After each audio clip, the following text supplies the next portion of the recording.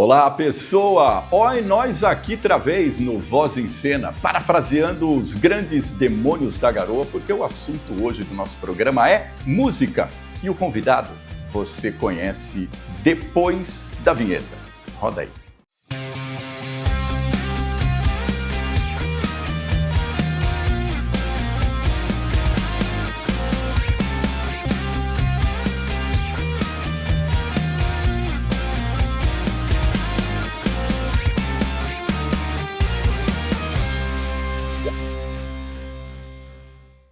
E depois de uma abertura musical, nada melhor do que continuar o programa falando de música. Eu vou falar com uma pessoa que exala música, que inspira a música e que vive a música. O meu amigo João Carlos de Luca. Seja bem-vindo no Voz em Cena, João. Carlos Cunha, querido amigo, obrigado. Foi uma honra, um prazer estar aqui nesse projeto, nesse seu programa. Fico muito contente mesmo pelo convite. E você tem toda a minha admiração, adoro você, tudo que você faz, né, nessa parte de comunicação, e que é uma área muito importante para todos nós, né? Então, muito obrigado pelo convite. Obrigado, e eu já começo o programa sem graça, viu, gente? Você viu só? É só a pessoa começar a elogiar, eu fico sem graça. Você merece. João, em que momento você percebeu que a música já fazia parte da sua vida? A música vem da minha casa, minha mãe, acredito que vem ali principalmente da minha mãe, que toca acordeon. Agora ela parou, mas até hoje, até recentemente ela tocava, a gente chegou a tocar juntos. E minha mãe chegou a estudar música mesmo, leitura, naquela época dos anos, final dos anos 50, anos 60, tinha muito aqueles conjuntos de acordeon, né? Isso era comum no Brasil. Os regionais, né? Eles eram grupos grandes, né, de várias idades, e em Jundiaí existiu, né, um grupo importante, e ela fez parte desse grupo desde de criança. Então ela teve uma vivência com música bem legal, chegou a tocar piano também e tal. Então, quando a gente era criança, eu e meu irmão, ela incentivou essa parte de música. E eu sempre tive uma atenção para sons, né? Eu moro hoje nas Zacarias de Góes, que eu morava nessa época que eu era criança também. E eu me lembro de estar dormindo, assim, de madrugada, acordar de madrugada e ouvir o sino das igrejas, né? Dentro da catedral, como ali na Praça da Bandeira, os sons da noite, né? Porque a noite tem sons específicos, assim. Então, eu sempre fui muito ligado com essa coisa de som. E então, desde muito jovem, a música foi me chamando, né? A gente tinha um órgão em casa, eu me lembro que a minha mãe comprou, a gente tinha uns 4, 5, eu tinha uns 6 anos. E aí, quando eu tinha uns 10 anos, eu voltei a brincar nesse órgão que ficou lá, meio de escanteio ali na sala, e eu comecei a tirar música de ouvido. Eu comecei a buscar sozinho, sem estudar propriamente, mas achava as melodias. E eu me lembro de um momento e eu me lembro disso como se fosse hoje. Eu devia ter uns 9, 10 anos e estava passando na TV a Elise e o Tom cantando Águas de Março, que é aquela gravação icônica, né, que eles cantam conversando, se divertindo ali, dando risada. E eu me lembro de ter ido para o teclado ali do órgão, tocar, achar essa melodia do Águas de Março, que é uma melodia simples. A harmonia não é simples, mas a melodia é meio simples.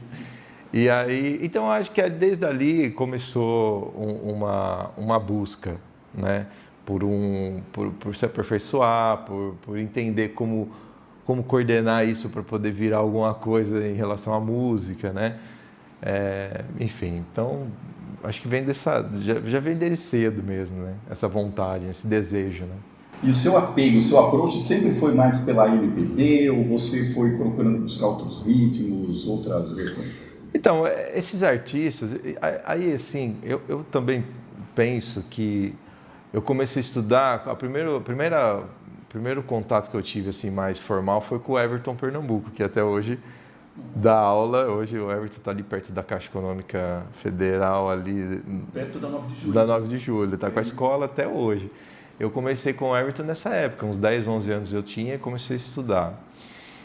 E aí o repertório veio muito também do que o Everton gosta até hoje, né? Que tem música, um pouco do pop americano, da música americana, do jazz, e também da música brasileira, mas eu penso que quando eu comecei a fazer os acordes, né, que eu comecei a entender essa coisa da harmonia, de você ter som bonito, né, esse som que preenche, né, eu penso que a bossa nova e a música brasileira, quando você fala de Chico Buarque, de Tom Jobim, quando você fala de João Bosco, quando Caetano, Gil, não é uma música que você faz. A música é muito ampla, você pode fazer de maneiras muito diversas, né? E priorizando algumas questões, às vezes mais ritmicamente. Então você tem música que às vezes ela não tem tanta riqueza harmônica, mas ela tem uma riqueza rítmica. A outra é mais melódica, a outra é um pouco... Então ela vai combinando essas questões aí, que é a estética, né, da arte ali. Eu sempre me interessei mais por música que tinha harmonia, que tinha esses sons, né? Então hoje eu sei explicar isso tecnicamente, que quando você tem acordes mais cheios, você tem as extensões dos acordes, as nonas, as décimas, 11ª, 13ª, que são as extensões dos acordes e tal. Então esse som preenchido, ele sempre me chamou mais. E isso é uma característica mais da música brasileira, desses compositores, né? Do Jobim, do Chico, do Djavan, do próprio Caetano, enfim, João Bosco eu gosto muito, mas que é um som que te leva para alguns lugares, e você vai ouvindo aquelas notas, aquela melodia, aquilo vai te fazendo, para mim, um sentido... Então foi sempre por ali que eu fui caminhando, né? A música americana, você vai ter isso também no próprio jazz e também em compositores pop, como você tem também alguns trabalhos com, vamos supor, Elton John, que tem algumas coisas bem interessantes também, embora seja a música pop que trabalhe de uma outra forma. Então eu fui indo muito por esse caminho, né? Então eu não que as outras coisas, os outros gêneros, eu não gosto e tal. Tem coisa que eu gosto, mas que eu não gosto de tocar, por exemplo, que eu não gosto de ouvir, mas que eu reconheço o sentido dentro de uma cultura. Por exemplo, eu sempre falo isso, por exemplo, Legião Urbana é um grupo e é um trabalho que mudou, faz parte da história da nossa música, de uma época, trouxe uma mensagem, né? Renato Russo e tal, mas não é uma coisa que eu gosto de tocar ou que eu gosto de escutar, entendeu? Mas, então tem muito disso também, né? Às vezes você gosta de uma coisa, você reconhece aquilo dentro da cultura, com a importância, mas você não tem muito o interesse aí para você se aproximar daquilo de alguma forma, né? Eu sempre me identifiquei mais com a música brasileira nesses compositores, né? Que vem um pouco desse cancioneiro brasileiro, né? Que vem do Noel Rosa, então vai passando pelo Chico Buarque, pelo Tom Jobim, que eu penso que essa canção é muito bem feita, muito bem, a melodia e a harmonia elaborada e assim faz um sentido. Eu sempre gosto de dar esse exemplo quando eu falo disso, que, por exemplo, quando você vai assistir musical da Disney, por exemplo, que é bonito, você vai lá e vê aquele show e tal, mas se você... A música, aquilo que é cantado, às vezes se apresenta de uma forma muito... Vou dar um exemplo, tá? Vamos lá. Hoje estou aqui com o Carlos Cunha, ele está me entrevistando, olha o copo, então tudo vai vindo, mas aquela melodia não tem um sentido exatamente combinado, parece que não está entrando direito na melodia, entendeu? É um texto cantado. É um texto cantado, exato. Agora, quando você tem, por exemplo, uma música que fala assim... Vou voltar, sei que ainda vou voltar, que é o Sabiá do Tom Jobim, por exemplo. Se você for analisar essa melodia, os movimentos da melodia têm a ver com a letra, com o sentido poético da letra. Beatriz também que fala, né? Que ele fala... me leva, Beatriz... Me ensina a não andar com os pés no chão. O chão é a nota mais grave da música. Então, o que eu quero, isso você vai encontrar já em Noel Rosa, você vai encontrar no Chico, você vai encontrar no Tom Jobim, você vai encontrar em outros, no próprio João Bosco, no Gil, Caetano. Estou dando alguns exemplos desses clássicos, mas você tem outros compositores que eu não vou lembrar agora. Mas, então, assim, é tão rico isso, né? Não é e a nossa canção, a nossa música, ela é vista no mundo inteiro como algo... Por exemplo, Ivan Lins é um dos caras mais gravados, Milton, no exterior, nos grandes músicos de jazz, instrumentistas, em âmbito mundial, reverenciam né, esses nossos compositores por conta de ser essa música rica que é, não é por qual motivo, né? Você vai para o Japão, Europa, Estados Unidos, em vários núcleos onde a música ali, você tem gente consagrada, tem uma reverência pela nossa música, né? O Milton ele é reverenciado, né? Não só, estou falando assim, todos eles, né? O Tom, o Milton, o Ivan Lins. Então assim, a gente já teve muita prova. Tem gente nova. Aconteceu agora nova, né? Não é tão novo, mas assim, enfim, o Hamilton de Holanda. Você assiste o Grammy todo ano, o Brasil está lá, né? E não é por uma questão de qualidade, de competência, né? Dos músicos que a gente tem. Então, assim, e parte disso, eu acho que então essa riqueza de harmonia, de melodia. Falando da canção, acho que a nossa canção é muito peculiar, ela é muito especial nesse sentido, entendeu? De ser rica. A canção francesa, a canção italiana, a canção americana também tem muito disso, né? Você tem a La Cole Porter fazendo coisas super legais e tem muita gente, não é que é só aqui, não é isso. Você tem, mas ela faz parte, né, de um cenário que eu acho bem especial, a canção brasileira desses caras, né? Então, se for analisar, é que às vezes a gente, quando você... eu vivo música há muitos anos, então você vai se especializando. Agora, às vezes, quando a gente está em outras áreas, a gente não se atenta a isso, né? Mas os nossos artistas, assim, realmente são dessa leva, principalmente, né? Aí você fala da Elis, por exemplo, como intérprete, a Elis como cantora. É algo sensacional. Você vai ver a história, você vai ver a repercussão de quando ela aparece, da carreira, de pontos da carreira que atrai olhares de gente, né, consagrada de outros países, enfim. Então, tem muitos artistas nossos que estão entre os melhores do mundo, né? Isso a gente não precisaria nem falar hoje, né? Se a gente tivesse uma cultura que mostrasse isso para a gente, né? Assim, de uma forma geral. Quando você fala em cultura, é um assunto para a gente debater no próximo bloco, que eu achei muito interessante. Você também está aí acompanhando direto do seu sofá, ou até na tela do seu celular, acompanhando essa fluência verbal aqui do nosso convidado. Meu Deus. Com certeza está com muita curiosidade para saber o que vem pela frente aqui no nosso programa. Então, no segundo bloco, a gente vai falar um pouco sobre cultura musical, porque conversar com o João realmente é uma aula. Aí eu vou falar também do lado professor que ele tem. Vamos lá.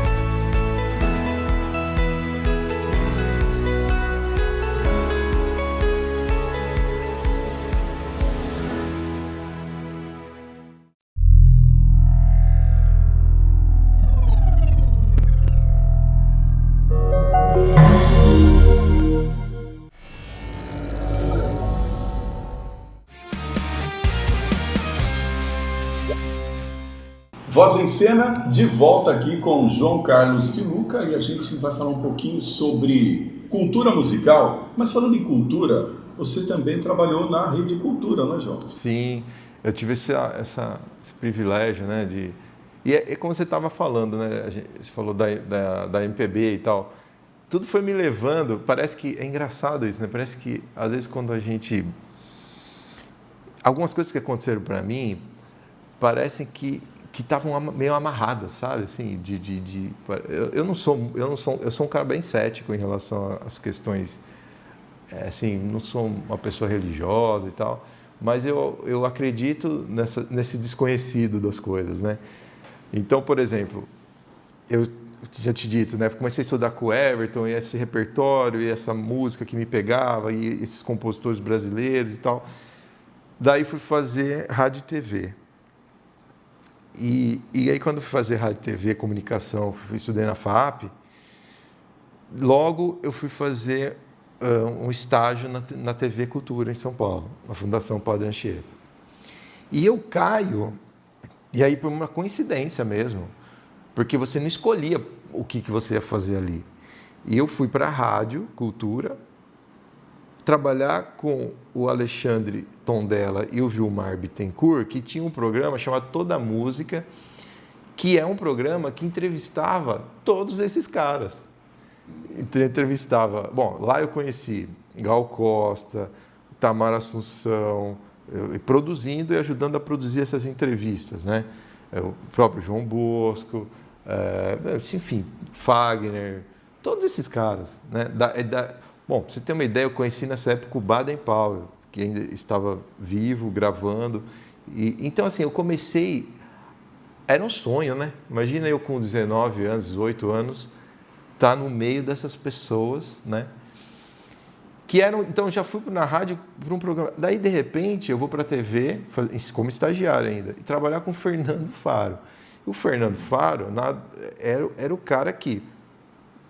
produziu Elis, produziu aqueles... Lembra da Arca de Noé que teve na TV Globo? Ele tinha tido o MPB especial, que depois virou o programa Ensaio na TV, que era aquele programa icônico que você tem o entrevistado, só aparece o entrevistado, né?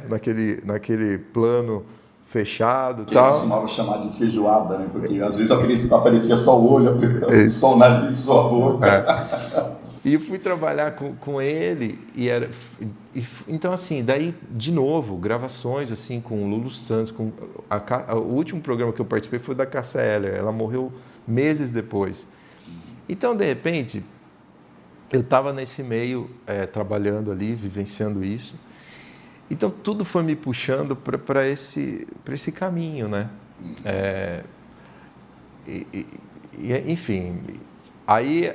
Dali, eu acho que foi me dando critérios e visões, assim, para entender um pouco o meio, como as coisas aconteciam e tal. E dali, depois eu saí da TV, da TV Cultura, daí eu fui fazer... Daí eu decidi ir para a música mesmo, porque até então eu estava já tocando, eu tocava na noite e tal, mas eu estava produção, rádio, TV e tal, fiz o estágio lá. Daí eu fui fazer a Unicamp, daí eu fiz música mesmo na Unicamp e depois eu fiquei focado na música, né? Tive lá o Dodecafônico aqui em Jundiaí, que ficou 10 anos ali em frente ao Bolão, que eu trouxe assim, muita gente legal também que tocou ali nesse espaço, né? A Leia Freire, que é uma música instrumental, um grande nome, o Vento e Madeira, que é o grupo dela, que tem o Teco Cardoso, que tem o Thiago Costa, o Edu Ribeiro, né? Depois trouxe o Fábio Torres, que ganhou o Grammy lá com o Trio Corrente, enfim, junto com o Edu Ribeiro também, o Filó Machado, o Benjamin Taube, que acabaram vindo, o Nenê, baterista, que também tocou com Elis, enfim, tem uma grande história dentro da música. Aí eu trazia esses grupos da cidade também. Era um espaço de 30 lugares que a música era a prioridade, né? Também tinha isso. E então, que aprendi muito com o Faro isso também, né? Porque o Faro, quando ele fazia o ensaio, ele dizia isso, falava, o ensaio, né? Eu penso que o palco, aquele momento, tem que ser do artista. Exato. Né? O palco, ele é do artista e para a música. Lembro muito sempre disso, que ele falava assim, não tem que ficar ninguém passando no palco levando água. Ele falou, a gente joga bola 2 horas, ninguém leva água, por que você tem que ficar... Deixa o artista no palco, não tem que ficar passando lá para tirar foto, para fazer... E eu lembro muito dessa fala dele, né? E querendo dizer o quê? Que às vezes aquele artista executando a música dele ali, aquilo tem que ser a prioridade daquele momento, né? Exato. E às vezes você tem estéticas no show business, né? Que você vai ter a música em último plano naquele show, por exemplo. Você assistir um show, você está lá vendo, aí você tem lá os efeitos, a luz, não sei o que explode, o outro vira pirueta e tal. E cadê a música, né? São visões, né? São estéticas. Mas então, eu trabalhei sempre muito com essas pessoas e acredito até hoje muito nisso, que a gente tem que buscar a arte ali, né? No caso, falando da música, cadê essa música? Cadê o que esse artista está propondo ali, né? A sua obra ali, seu interior, o que ele está expondo nesse sentido, né? Então, isso foi me moldando para esse gosto, vamos dizer assim, né? E eu fui sempre indo por essa linha, né? Essa coisa mais, vamos dizer, mais essencial, né? Da arte, né? E aí é sempre esse conflito de você tem a música ou a arte que é um entretenimento, né? Que às vezes eu acho sempre um equilíbrio entre uma arte mais, na minha cabeça eu fico pensando assim, uma arte mais pura e o entretenimento, né? Que é o que chama o grande público, né? Essa questão que a gente ia tratar exatamente nesse bloco, dessa questão da cultura e do estilo. Como que você vê isso, João? Eu penso que é bom ter um equilíbrio, né? Eu gosto, por exemplo, do Lulu Santos. É um cara que eu acho bem equilibrado nesse sentido, se você for olhar a carreira dele. É um cara tido como um artista pop. Como é que você pode dizer que a arte dele é uma arte bacana, de qualidade? As músicas são muito harmonicamente, melodicamente. O Lulu, quando ele canta, ele faz um show, todo mundo conhece as músicas, é incrível. É só sucesso. Você fala, como o cara faz, né? Então, é um artista, eu diria que, comparando um pouquinho o Djavan, que é um pouco mais, talvez, está mais dentro de uma música mais de arte, vamos dizer assim, talvez, mas também é um cara que fez coisas que atingiu o grande público e que você pode ter ali, de uma qualidade artística, né? Então, eu acho que esse equilíbrio é interessante, né? É claro que você vai ter os instrumentistas, ou uma coisa mais, até na canção também, que às vezes não consegue laçar o grande público, né? Que é uma coisa talvez muito difícil de você assimilar e tal. Não sei, às vezes eu gosto porque eu sou músico e às vezes isso daí nutre a gente. Mas eu entendo que, de uma forma geral, a gente teria que ter um pouco esse equilíbrio, né? Eu acho que hoje existe... Primeiro que eu acho assim, hoje são as curtidas, né? Antigamente a gente tinha o Ibope e o sucesso, né? A pessoa está fazendo sucesso. Eu acho que isso, para mim, não diz nada no sentido de... Tem gente que tem uma repercussão muito grande com o que faz e, para mim, não passa de um nada, assim, né? De uma coisa equivocada. Como diriam os Titãs lá, a melhor banda de todos os tempos da última semana. No sentido de agregar algo, que eu falo isso no sentido assim, que eu estou pensando até no coletivo, de agregar para as pessoas, de agregar porque eu penso que a música tem que... qualquer forma de arte, ou até qualquer coisa, eu acho que tem que fazer a gente ir para frente, né, como civilização, né? Tem que acrescentar alguma coisa para você se desenvolver, para a gente se desenvolver como civilização, como processo civilizatório. Então, para mim, uma música que, por exemplo, incentiva a violência, que incentiva uma certa banalidade das coisas, eu não vejo que isso... Lógico, eu acho que ninguém tem que ser censor de nada. A liberdade está aí, as pessoas têm que decidir, né? Não decido nada. Estou falando da minha visão, né? Mas eu penso que o próprio entretenimento, a arte em si, ela deveria, né, num plano hipotético, levar a gente para algum lugar onde a gente se conectasse melhor, onde a gente estivesse com as nossas diferenças, né? João Carlos de Luca, sem dúvida, uma aula, praticamente uma enciclopédia musical dentro aqui do nosso Voz em Cena. Merece um outro programa que você viu que na segunda parte a gente já começou a falar dessa questão do empreendedorismo. E no segundo programa, para você parar de achar que músico não faz nada, a gente vai falar sobre empreendedorismo com o João Carlos de Luca. Por hoje, João, obrigado pela sua participação. O Voz em Cena também está disposto também a receber a sua contribuição como patrocínio, seja também você um colaborador desse programa, e a gente volta na próxima semana. João, muito obrigado mesmo. Carlos, muito obrigado. Eu adoro falar desses temas, eu até me empolgo, falo pra caramba, porque eu amo falar disso, né? O que a gente mais gosta de fazer, o que a gente mais gosta de falar. Obrigado pelo convite, pelo espaço. É isso.